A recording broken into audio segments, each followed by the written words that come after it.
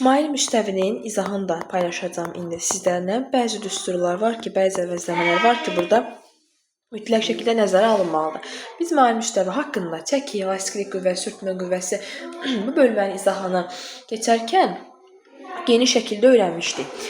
Bu hissəni adlandırırıq H, L, yəni mail müstəvi üzərində olan cismin getdiyi yol. Cismi də burada yerləşdirək. Deməli, mail müstəvi nə üçün istifadə olunur?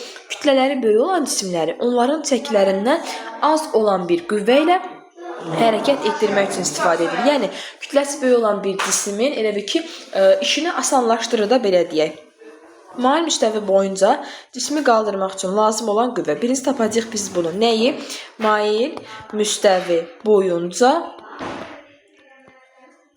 cismi qaldırmaq üçün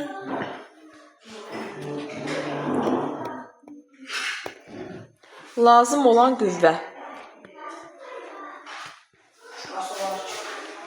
İndi burada bu şəkil üzərində bəzi qeydlər aparmaq lazım. Cismin kütlə mərkəzindən yerin mərkəzinə doğru yönələn ağırlıq qüvvəsi, ağırlıq qüvvəsinin əksinə doğru yönələn reaksiya qüvvəsi məlum məsələdir ki, bu cismi indi yuxarı doğru qaldırmağa çalışan F qüvvəsidir. Ben burada F'i tapacağım. Axı bilirik ki, sürtünmə qüvvəsi toxunan cisimlərin səthi boyunca hərəkət istiqamətinin hər zaman əksinə doğru yönələcək. Yəni, F-si də yönəldirəm belə bir istiqaməti. Bəzən mən izahlarda görürəm, sürtünmə qüvvəsi, baxın, bu F-in iki istiqaməti var. Bu cismi yuxarı doğru qaldırmağa çalışan qüvvədir. Yəni, onu mən burada da qeyd etsəm doğrudur. Amma məhz sürtünmə qüvvəsi nəzərinizdə olsun. Sürtünmə qüvvəsi hər zaman toxunan cisimlərin səthi boyunca hərəkətin əksinə yönəlməlidir.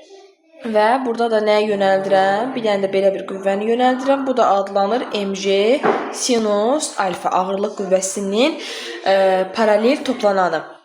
Lazım olan qüvvə nəyə bərabərdir? Lazım olan qüvvə, yəni bu F qüvvəsi, F sürtünmə ilə mg sinus alfanın cəminə bərabərdir. Yəni, yuxarı gedən F qüvvəsi, aşağı gedən iki qüvvə olan Fs ilə, yəni hərəkətin əksinə yönələn Fs ilə mg sinus alfanın cəminə bərabərdir. İndi biz nəzərə alsaq ki, sürtünmə qüvvəsi sıfıra bərabərdir. Bu zaman yerdə nə qalır? Əgər sürtünmə qüvvəsi sıfıra bərabərdirsə, bu zaman yerdə nə qalacaq? F sürtünmə bərabər sıfır yazmışam onu. F bərabərdir 0 plus mg sinus alfa. Bu ilə nə deməkdir? Mg sinus alfa deməkdir, düzdür? Deməli, F nəyə bərabər olacaqdır? F bərabər olacaq mg sinus alfa hasilinə. Deməli, bu F qüvvəsi nə idi? Cisim mail müstəvi boyunca qaldırmaq üçün lazım olan qüvvə idi. İndi F'i bölsək, F ağırlığa nə tapmışdıq F'in qiymətini? Mg sinus alfa idi. Burada maraqlı bir hissəyə gəlib çıxacaq. Yəni, belə yazmaqda məqsədimiz odur. Mg sinus alfa bölünsün, ağırlıq qüvvəsi nə qədərdir? Yəni, düstur nədir? Mg'dir də. Bu Mg ilə bu Mg ixtisar getsə, nə qalır? Sinus alfa qalır. Sinus alfada biz ilk dərslərdən bilirik ki, h bölü l demək deyil, h bölünsün l deməkdir, düzdür? Konkret mən belə bir nəticə aldım ki, f bölünsün f ağırlıq bərabərdir, h bölünsün l nisbətinə. Baxın, bu bərabərliyi aldım. Belə bir qaydamız var ki, nə çıxır? Yəni, bu nə deməkdir? Baxın, bu bərabərlikdə nəticəyə gəlirim.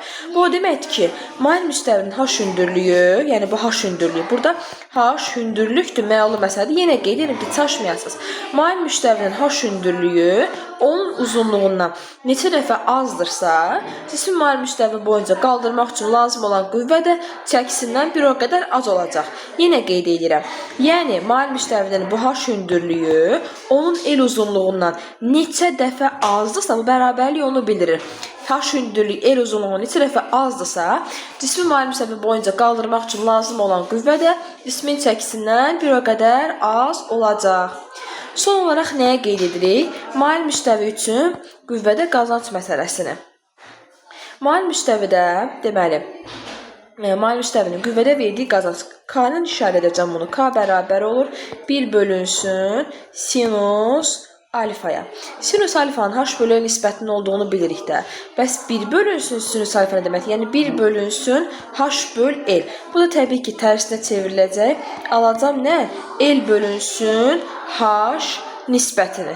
Deməli, qüvvədə qazanı tapmaq üçün L uzunluğu böləcəm nəyə? H hündürlüyünə. Bu da oldu mail müstəvi ilə bağlı izah, yəni statika ilə əlaqələr olan hissəsi. Çünki mail müstəvi niyə həm çəki bölməsində, yəni sürtmə qüvvəsi elastikli olan bölmədə verir, niyə həm burada verir? Çünki mail müstəvi sayda mexanizmdir, o da qüvvədə qazanc verir. Yəni ona görə biz bir dəfə də mail müstəvi haqqında bu bölmədə keçirik.